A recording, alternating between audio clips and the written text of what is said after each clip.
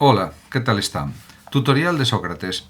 Si los sofistas eran en su mayoría extranjeros, Sócrates, que nació hacia el año 470 a.C. y que murió en el 399, era ateniense. Pertenecía a una familia modesta, se dice que su padre era escultor y su madre comadrona, y nunca quiso dedicarse a la política ni ambicionó salir de la pobreza. El problema de Sócrates pues se refiere a que Sócrates está rodeado de misterio y sometido a enormes discusiones. Nunca escribió nada y los testimonios que nos han llegado sobre él son contradictorios. Por un lado están las burlas de Aristófanes, que era un autor de comedias, coetáneo del propio Sócrates, o la figura un tanto ramplona que presenta Jenofonte respecto a lo que era Sócrates. Por otro lado, hay que destacar también la exaltación de Sócrates en los diálogos de Platón o los testimonios más coherentes y más comedidos de Aristóteles. Lo más seguro quizá es aceptar el testimonio de Aristóteles y de los primeros diálogos platónicos. Respecto a la pregunta ¿quién fue Sócrates?, se puede decir que, aunque en principio se le podría considerar como un sofista más, como hace por ejemplo Aristófanes, la apología de Sócrates de Platón pues le presenta con rasgos excesivamente divergentes. No escribe libros, renuncia a la oratoria, algo que le diferencia de los sofistas, no cobra a sus discípulos y no presume de sabiduría como presumían también los sofistas. Cierto es que un amigo suyo fue al templo de Delfos a preguntar si la pitonisa, o a preguntar a la pitonisa si había algún hombre más sabio que Sócrates, y que la pitonisa contestó que no. Pero Sócrates interpretó esto a su manera y dijo, en relación a lo que había dicho el oráculo, que solo la divinidad es sabia, para nada vale la sabiduría humana, y que el Sócrates sabe que no sabe nada, por lo tanto está más cerca de la sabiduría que los sofistas, que creen que lo saben todo. Sócrates es un hombre pues que busca la verdad, al igual que Platón y otros filósofos también, como Aristóteles, etc.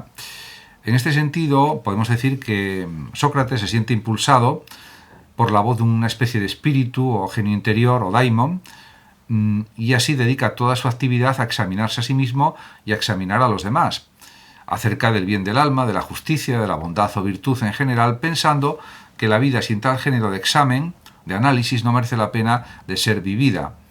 Es por tanto Sócrates una figura inquietante, incómoda, si se compara a sí mismo con, por ejemplo, y él lo dice también explícitamente, por eso se compara con un tábano que aguijonea a los demás para que no se duerman y presten atención a la virtud.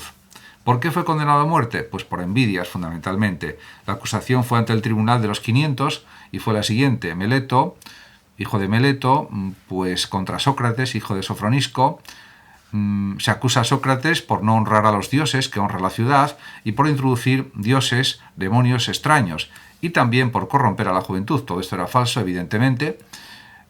Se solicita la pena de muerte. Probablemente estas acusaciones no constituían el verdadero motivo del juicio. Los acusadores esperaban que Sócrates se exiliara voluntariamente antes del proceso, pero no fue así. Tampoco pidió el cambio o la conmutación de la pena. Condenado a beber la cicuta, rehusó la huida que le habían preparado sus amigos y discípulos y pasó sus últimas horas discutiendo con ellos acerca de la inmortalidad del alma y las ventajas de morir. ¿Por qué fue poscondenado? En Atenas se acababa de restaurar la democracia y la ciudad vivía todavía bajo el tremendo trauma de la guerra del Peloponeso. Las luchas de la oligarquía por hacerse con el poder y sobre todo el breve y terrorífico gobierno de los 30 tiranos, del 404 al 403, pues esto condicionó el proceso. Este proceso de Sócrates, que no simpatizaba demasiado con la democracia y que había sido el maestro de Alcibíades y de Critias, el más violento de los oligarcas, se explica bastante bien en este contexto. ¿Cuál fue la doctrina de Sócrates? El problema consiste en saber exactamente cuáles de las doctrinas que pone en su boca Platón son verdaderamente socráticas y cuáles son las propias del mismo Platón.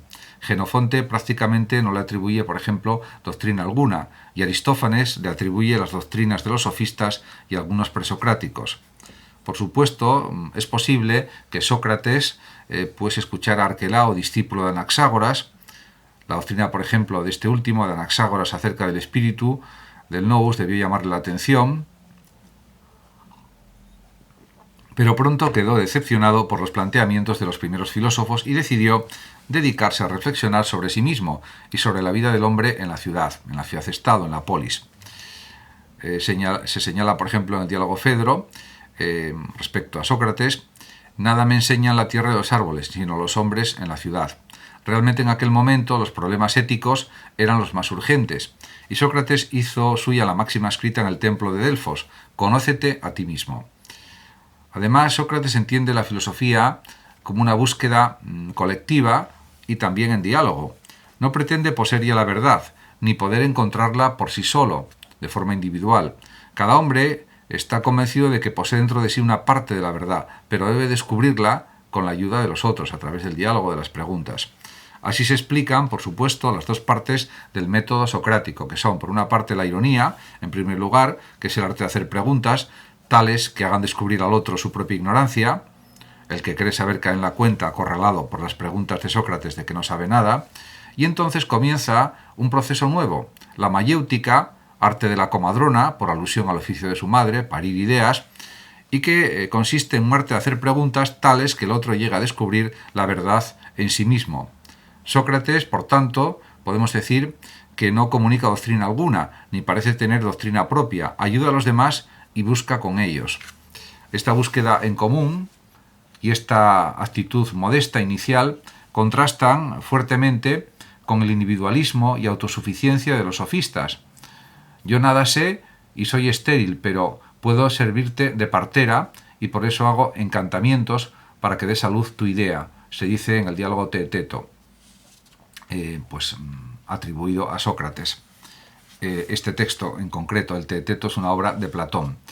Según Aristóteles, dos cosas se pueden atribuir a Sócrates: los razonamientos inductivos y la definición de lo universal, y ambas se refieren al principio de la ciencia. En este sentido, efectivamente, la pregunta fundamental que hace Sócrates es ¿qué es?, que significa buscar la esencia de algo, y espera que el otro le conteste con una definición. Por tanto, podemos decir que el método socrático se encamina a la construcción de definiciones, las cuales deben incluir o encerrar la esencia inmutable de la realidad investigada. De esta manera, Sócrates se opone al convencionalismo de los sofistas, muy claramente, e inaugura el camino de la búsqueda de las esencias, de las verdades.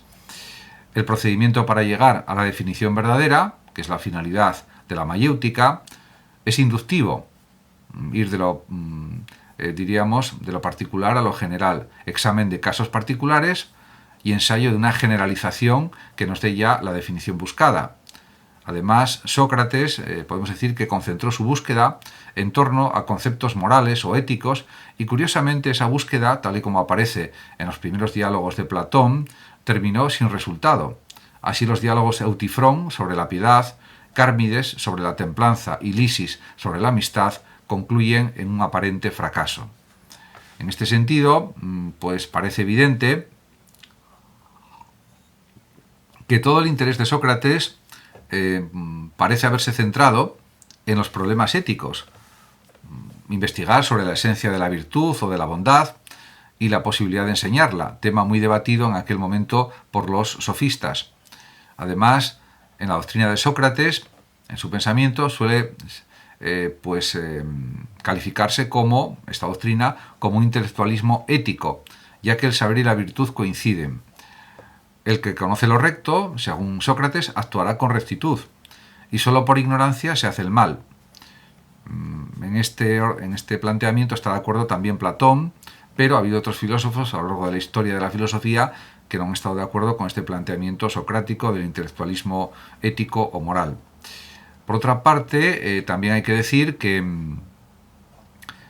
esta doctrina, que por cierto será también criticada por Aristóteles, el intelectualismo ético, solo puede ser comprendida si se tiene en cuenta que Sócrates también defendió un utilitarismo moral. Lo bueno, moralmente, es lo útil.